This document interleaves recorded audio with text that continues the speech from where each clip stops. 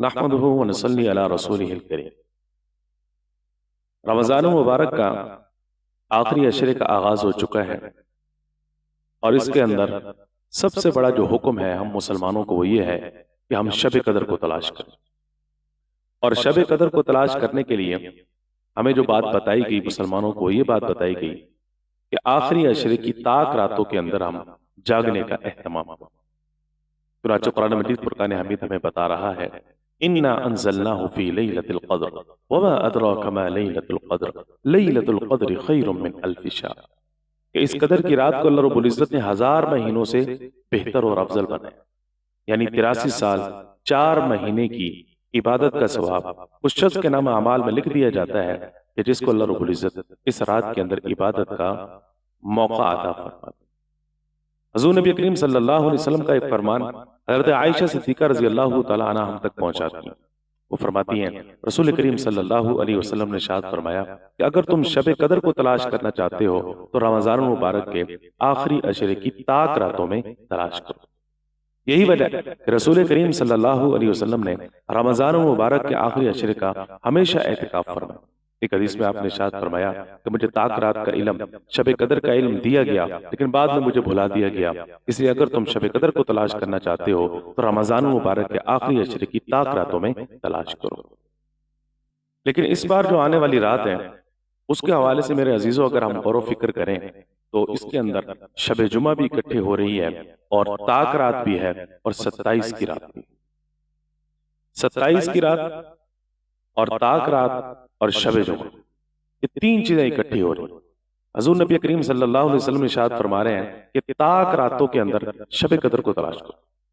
اور صحابہ کرام رضوان اللہ تعالیٰ علیہ مجمعین میں حضرت عبداللہ بن عباس رضی اللہ تعالیٰ عنہ اور حضرت ابی بن کعب رضی اللہ تعالیٰ عنہ قسم کھا کے فرمایا کرتے تھے کہ شب قدر جو ہے وہ 27 کی ہی رات ہوا کرتی، اور وہ اس بات پر دلائل قائم کیا کرتے تھے اور دلائل دیا کرتے تھے۔ حضرت فاروق اعظم رضی اللہ تعالیٰ عنہ اور حضرت عبداللہ بن عباس رضی اللہ تعالیٰ عنہ کا آپس میں جو مکالمہ ہوا آج بھی وہ احادیث میں موجود ہے۔ اس مکالمے کے اندر حضرت عبداللہ بن عباس رضی اللہ تعالیٰ عنہ نے یہی بات ثابت کی کہ ان کے نزدیک جو ہے قدر کی رات جو ہے وہ 27 کی رات، لیکن اور بھی بہت سارے صحابہ کرام رضوان اللہ تعالیٰ علیہ مجمعین سے اقوال منقول ہیں۔ اس لیے جمہور کا اس بارے میں یہی رائے ہے کہ شب قدر کو اگر ہم تلاش کرنا چاہتے ہیں تو حضور نبی کریم صلی اللہ علیہ وسلم کی اس حدیث کی روشنی میں کہ شب قدر کو آخری عشرے کی طاق راتوں میں تلاش کرو، یہی راجح قول ہے۔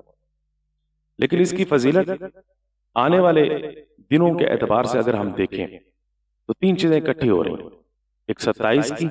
نمبر 2 طاق، نمبر 3 شب جمعہ۔ اور شب جمعہ باقاعدہ خود جو ہے بہت بڑی فضیلت رکھتی ہے۔ حضور نبی کریم صلی اللہ علیہ وسلم نے جمعے کے دن کے بارے میں اور شب جمعے کے بارے میں ارشاد فرمایا کہ حق تعالی شانہ نے جمعے کے دن کو باقی تمام دنوں کا سردار بنایا۔ اسی دن کے اندر حضرت آدم علیہ السلام کو پیدا کیا گیا، اور اسی دن کے اندر حضرت آدم علیہ السلام کو جنت سے زمین کی طرف اتارا گیا، اسی دن کے اندر حضرت آدم علیہ السلام کو کا انتقال ہوا۔ اور فرمایا رسول کریم صلی اللہ علیہ وسلم نے کہ حق تعالی شانہ نے شب جمعہ میں اور جمعے کے دن میں ایک لمحہ ایسا رکھا ہے کہ اس لمحے کے اندر، اس گھڑی کے اندر جو بھی بندہ دعا کرتا ہے اللہ رب العزت اس دعا کو ضرور قبول فرما لیتے ہیں۔ بعض احادیث کے اندر رسول کریم صلی اللہ علیہ وسلم نے یہ ارشاد فرمایا کہ جمعے کے دن اعمال کا ثواب جو ہے وہ بڑھا دیا جاتا ہے۔ ابو داؤد شریف کی روایت ہے، حضور ارشاد فرما رہے ہیں کہ جہنم کو جمعے کے دن دہکایا نہیں جاتا، بھڑکایا نہیں جاتا۔ ایک حدیث میں آپ علیہ السلام نے یہ ارشاد فرمایا کہ جو شب جمعے کا انتقال ہو جائے یا جمعے کے دن جس کا انتقال ہو جائے، حق تعالی شانہ اس کو عذاب قبر سے محفوظ فرماتے ہیں، اور قیامت والے دن وہ اس حال میں آئے گا کہ وہ شہداء میں سے شمار ہو۔ اور مزید دیکھیں کہ رسول کریم صلی اللہ علیہ وسلم ارشاد فرما رہے ہیں جو جمعے کے دن یا شب جمعے کو سورہ یاسین کی تلاوت کر لے یا سورۃ الدخان کی تلاوت کر لے، حق تعالی شانہ اس کی بخشش فرما دیتے ہیں۔ ایک حدیث میں آپ نے ارشاد فرمایا کہ جو شب جمعہ سورہ یاسین کی تلاوت کرے اور سورۃ الصافات 23ویں پارے کی سورت ہے اس کی تلاوت کر لے، حق تعالی شانہ اس کی دنیا کی ساری حاجات کو پورا فرما دیتے ہیں۔ میرے کہنے کا مقصد یہ ہے کہ شب جمعہ کے اپنے بہت فضائل، اور دیگر حضرت عبداللہ بن عباس رضی اللہ تعالیٰ عنہ، حضرت ابی بن کعب رضی اللہ تعالیٰ عنہ، اکثر صحابہ کرام کی جماعت جو ہے وہ اس بات کی طرف ہے کہ وہ 27 کی شب، اگرچہ دوسرے اقوال بھی موجود۔ اس لیے آنے والے جو جمعہ ہے، جو شب جمعہ کہلائے گا، وہ 27 کی رات بن رہی ہے اور طاق رات بن رہی ہے۔ اس لیے آنے والی رات کے اندر ہم یقین کے ساتھ تو نہیں کہہ سکتے، لیکن امکان زیادہ موجود ہے، قوی امکان ہے اس بات کا کہ آنے والے جمعے کی جو رات ہوگی وہی شب قدر۔ اس کی مثال بالکل ایسے ہے جیسے حضور نبی کریم صلی اللہ علیہ وسلم نشاد فرما رہے ہیں کہ روزہ دار کی ہر دن کے اندر ایک دعا قبول ہوتی ہے۔ اور پھر اس کے ساتھ ایک اور فضیلت جو جمعے کے دن کی ہے وہ جوڑے آپ، حضور نبی کریم صلی اللہ علیہ وسلم ارشاد فرما رہے ہیں کہ جمعے کے دن جو ہے ایک لمحہ، ایک گھڑی ایسی ضرور آتی ہے کہ حق تعالی شانہ سے جو بھی دعا کی جائے اللہ رب العزت اس دعا کو قبول فرماتا ہے۔ اس لیے جمعے کے دن دعا کی قبولیت کے زیادہ آثار ہیں۔ اسی طریقے سے آنے والا جو جمعہ ہے کہ جس میں شب جمعہ اور طاق رات، اور وہ بھی 27 کی رات آپس میں اکٹھے ہو رہی ہے، اس میں بھی قوی امکان ہے اس بات کا کہ یہی شب قدر ہو۔ اور اس کی تائید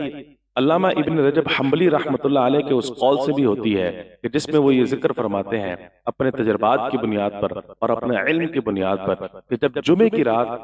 طاق رات سے آ کے ملے تو امید کی جا سکتی ہے کہ وہی شب قدر۔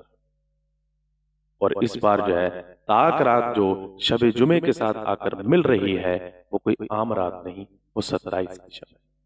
شیخ الاسلام علامہ ابن تیمیہ رحمۃ اللہ علیہ بھی یہی ارشاد فرماتے ہیں کہ جب جمعے کی رات آخری عشرے کی طاق رات سے آ کے ملے تو اس رات میں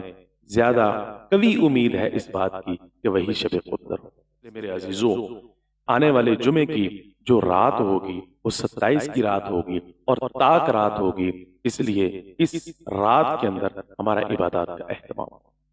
شب قدر کی رسول کریم صلی اللہ علیہ وسلم سے جو علامات احادیث طیبہ کے اندر منقول ہیں وہ یہ ہیں۔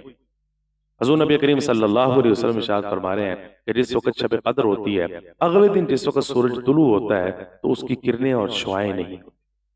جیسے چاند کی کرنیں اور شعائیں نہیں ہوتی اس وقت سورج کی بھی کرنیں اور شعائیں نہیں۔ حضور نبی کریم صلی اللہ علیہ وسلم ارشاد فرما رہے ہیں کہ وہ رات بڑی خوشنما ہوتی ہے، بڑی روشن ہوتی ہے، بڑی چمکدار ہوتی ہے، اس کے اندر نہ سخت سردی ہوتی ہے اور نہ ہی اس کے اندر سخت گرمی ہوتی ہے، اور چاند جو ہے وہ تاروں کے درمیان میں بالکل نمایاں طور پر نظر آ رہا ہوتا ہے۔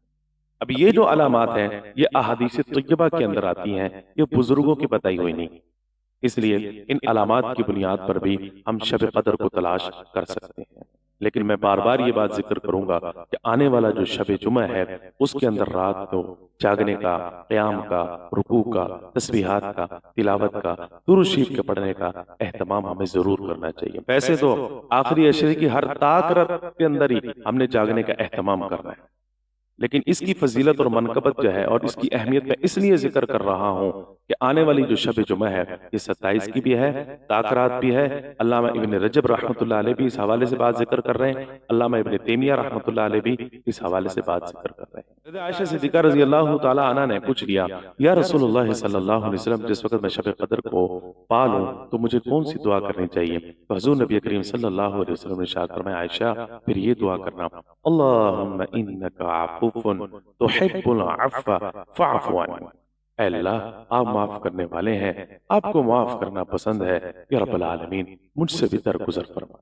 اس لیے جس وقت ہم قدر کی رات کو پائیں تو اس دعا کا ہم کثرت کے ساتھ جو ہے وہ اہتمام کریں، یعنی ہر طاق رات کے اندر جو ہے اس دعا کو ہم کثرت کے ساتھ پڑھیں، بلکہ آخری عشرے کے اندر ہم کثرت کے ساتھ اس دعا کو پڑھنے کا اہتمام کریں، اللہم انک عفو تحب العفو فاعف عنی۔